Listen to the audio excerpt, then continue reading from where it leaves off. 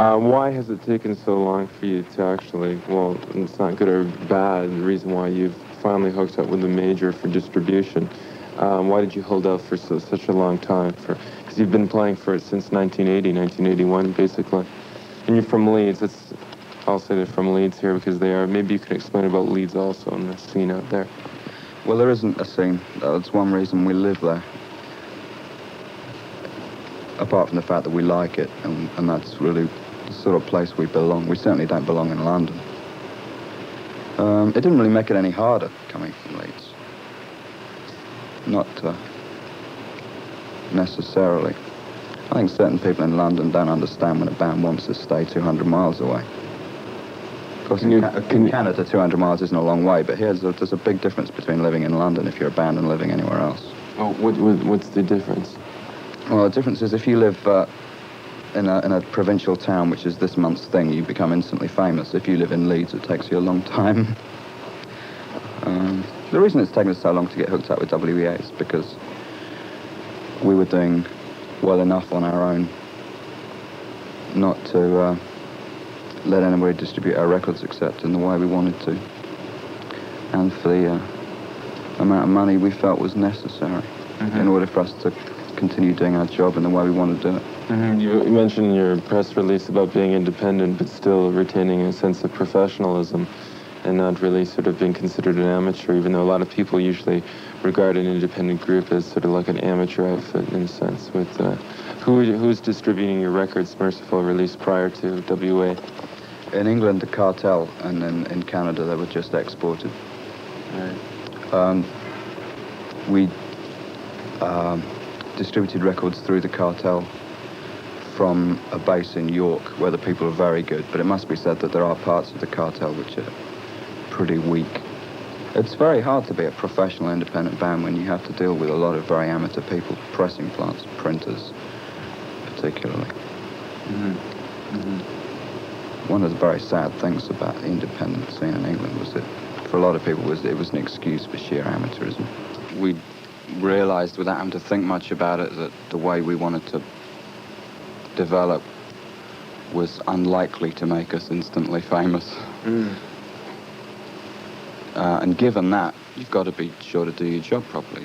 The harder the music is, the more perverse it is that you want to make, the more you've got to accept the consequences. The consequences are you get famous very slowly.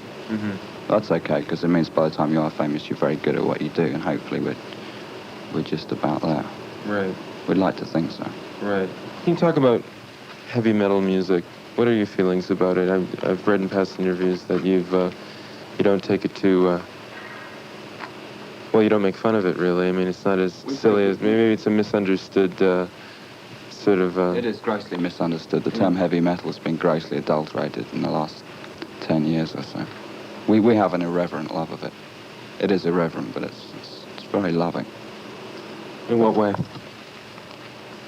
It's very important to us. It's very easy to take the piss out of heavy metal, and we do a great deal. We take the piss out of everything.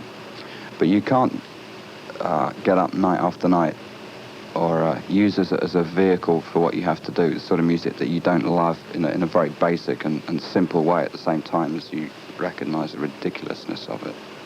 That's the great thing about it. Heavy metal is the extreme of music, which you can take any way you like, and preferably every way at the same time. Just sort of curious if it was a conscious attempt to not hire or include a real drummer within your lineup. Not really. We've never felt the need for one. Why? I'm curious. We now have a very sophisticated machine. And all the excuses well, not excuses, all the reasons we had in the past for saying, yeah, well, drum machines are good, the one we've got maybe doesn't do all the things we'd like it to do, have now evaporated because we now have the machine we want. We have a state-of-the-art drum computer. So we'll see, I think, the result of the album and the album tour should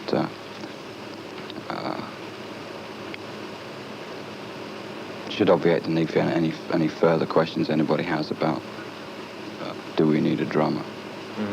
It's just the same as people might have said if we were like a 50s band, why the hell don't you have a saxophone? Well, why should we have a saxophone? Why should we have a drummer? It's totally irrelevant, really, for you. It is. We don't deliberately have a drum machine as opposed to a drummer. We recognise the need for percussion. But if we had a drummer, we'd only want him to do what the drum machine does anyway, and the drum machine does it a damn sight more reliable. Yeah. And in a sense, maybe it started off as far as when you were first getting the band together, maybe you were working at home. And you were working with one anyways, and you found that it was a lot easier to work with a drum computer or a drum rhythm machine or whatever.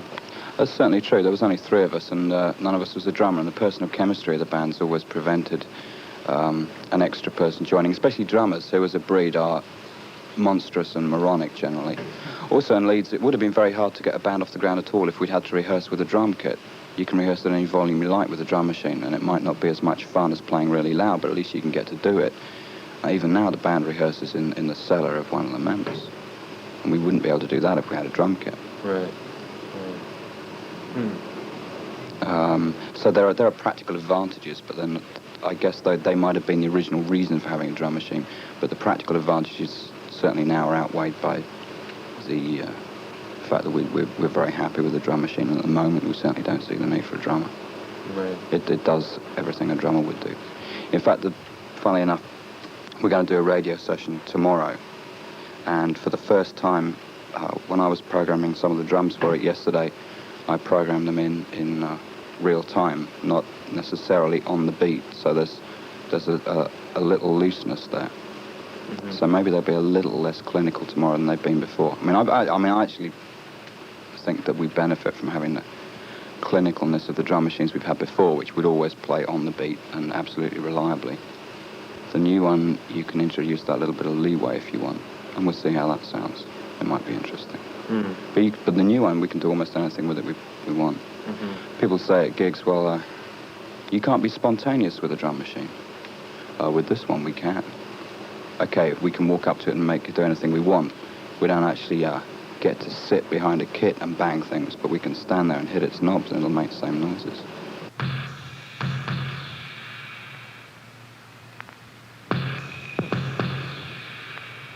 The average home computer in this country, the basic one, costs about 50 quid. This drum machine costs £2,000. It's a very sophisticated computer. It'll do well nigh anything. What is it, actually?